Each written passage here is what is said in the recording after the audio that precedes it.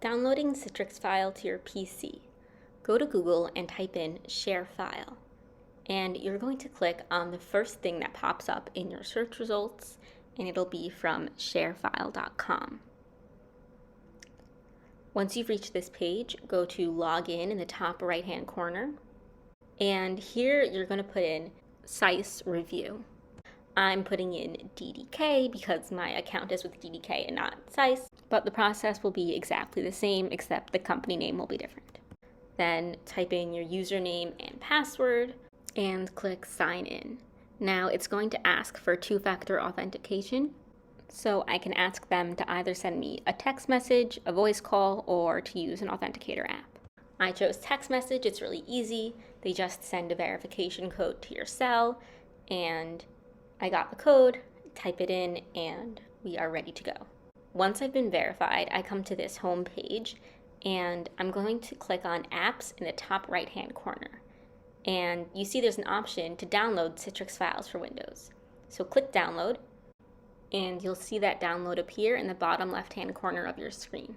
Once it's been downloaded, click on it, and this page will pop up.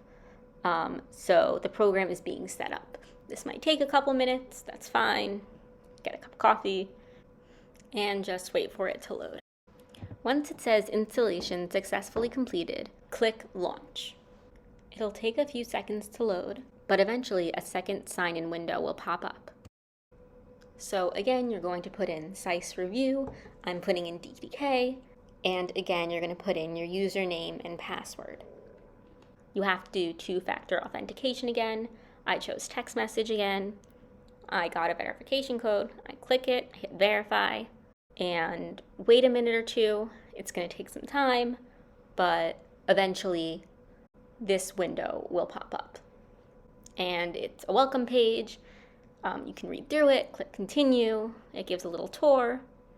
Click done when you've finished, and your Windows Explorer will open up. Now at this point, I see that Citrix Files has been added and it's in the Z drive under my PC. And if this is what happens, at this point you're good to go, you're okay. But what might happen is that Citrix Files does not show up in the Z drive and you need to move it there. To do that, click on the upwards arrow at the bottom right-hand corner of the screen. Right-click on the blue S and then click on Settings. And then under Citrix Files Drive, if it's not Z, change it to Z. And this will put Citrix Files on your Z drive if it is not already there.